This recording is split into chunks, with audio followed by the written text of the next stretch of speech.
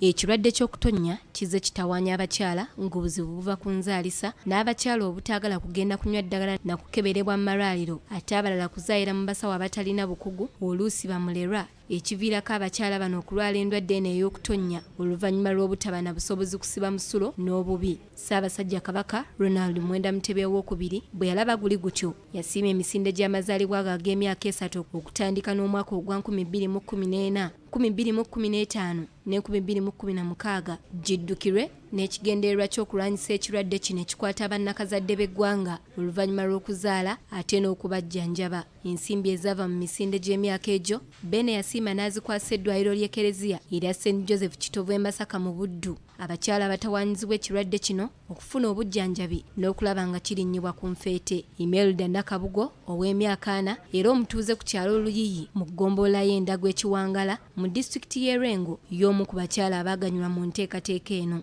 Nakabugo agamba nti ekiseera kye eky'okuzaala omwana we ow'omwenda bwe kyatuuka yasalawo okweyambisa muleero okuzaala kyokka ono tebyagenda bulungi era yaddusibwa mu ddwaliro eddene okutaasa obulamu bwe n'omwana we ng'eno baatuuka obudde buyise era ezzadde lye teryalutonda. Ne bantwala mu ddwaliro ng'omwana amaze okufulumyayo obulago omutwe Dokita Gulesi n'anzijanjaba n'amunzijjamu mwana yafuluma ssaawa 2 ez'ekiro Dokita Gulesi okutawaanya ko nga tutuuse ku ssaawa 7 n'amunzijjamu ku ssaawa 12 ez'okumakya. Nga wayisa akaseera yatandika okukulukuta era olw'okutya okuswala mu banne yatandika okwewala abantu. Nagolokoka nga nva mu nnyumba ngenda ebweru nagenda okwanga amazzi gatonnya gati neba ningamba senga wange nganda abantu nnyanyo kiki nze nabeeranga nga ntuula bwenva mu nnyumba ntuula mu kimwanyi mbeera sisobola kufuna muntu n'omu gwe nneragako nga ndi munakuwavu omwennyamivu. Bino byonna nga bimaze okubaawo abaana b'abakulu oluvannyuma lw'okuwulira enteekateeka ya Ssaabasajja ey'okujjanjaba obulwadde bw'ekikulukuto mu bakyala mu ddwaliro ekitovu baamuwaliriza okweyambisa omukisa ogwali guleeteddwa newankubadde yasooka kuwalira kyokka agamba nti okufiibwako n'obujjanjabi obwamuweebwa mu ddwaliro lino okutuuka okuwona talema kwebaza mpologoma olw'omutima omulungi n'okufaayo eri abantu baayo. Singa nsanze Ssaabasajja nandimwebazizza nga mugamba yeebale nnyo okutuwa obuyambi obwo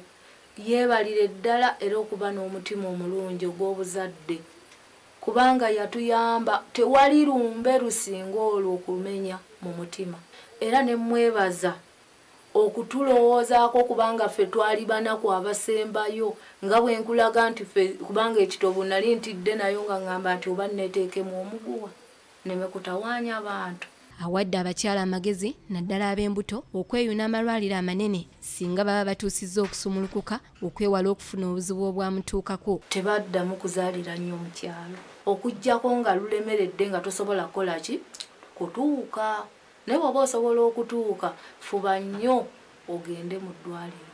Tuwuubyeko olubu lw'ekigere mu ddwaliro ly'ekitovu era eno tusiŋŋaanya emirimu gitambula bukwakku ng'abasawo kw'ossa n'abakozi mu ddwaliro lino buli omu akola obutaweera okutuukiriza obuvunaanyizibwa bwe era tusanzeeyo n'abalwadde b'endwadde y'emu eno abazze okulongoosebwa. Neebaza Kabaka okuteekawo lino eddwaliro neebaza Kabaka byakoze byonna okutujjanjaba okutulabirira n'abasawo bonna mbeebaza okutujjanjaba n'okutufaako. Mukama yandeeta wano era nempona ki obulwadde buno ndina essuubi yakusuubira nti mponye.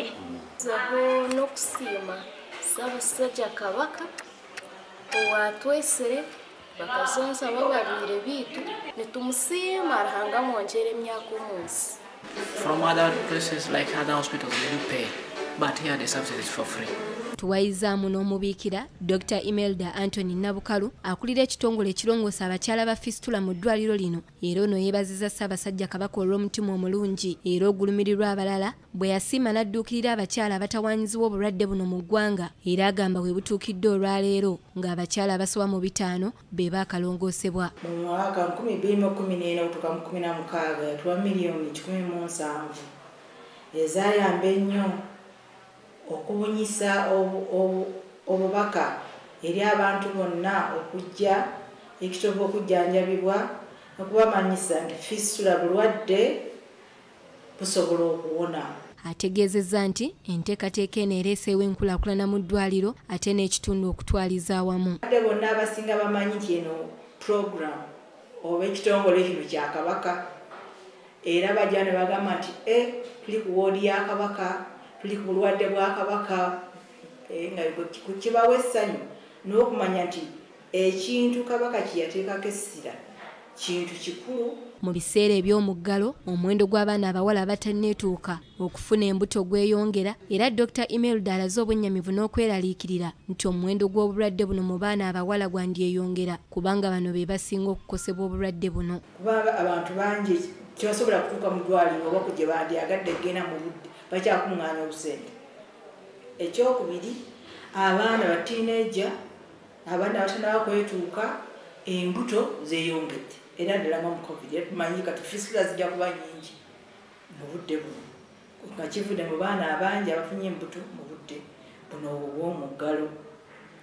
Ekirala, amalwaliro mangi era gakyali wala abantu tebasobola kutuukayo. Ate n'ekizibu ekirala, abantu bakyayagala okuzaalira mu byalo. Aliko amagezi g'awadde abafumbo okwewala okufuna obulwadde buno bw'agambye nti bwa ttabbu nnyo. Mbasaba bassebo bataata mubeerenga ne bakyala bammwe nga bagenza okunywa eddagala mubawerekereko era mubeere nabo nga batuuse okuzaala. Njagala abantu ffenna tujjukire nti obulwadde buno busobola okukwata buli muntu naddala mumwamira abaana baffe abato ate si ddogo. Obulwadde buno bujjanjabibwa. Bino we bijjidde ng'ebulambala emisinde gy'amazaalibwa ga Ssaabasajja okutuuka era gya kubaayo ku Ssande ng'ennaku z'omwezi 28 kyokka ku mulundi guno gigendereddwamu okulwanyisa akawuka ka Mukenenya ng'abaami be basaale okutaasa abaana abawala.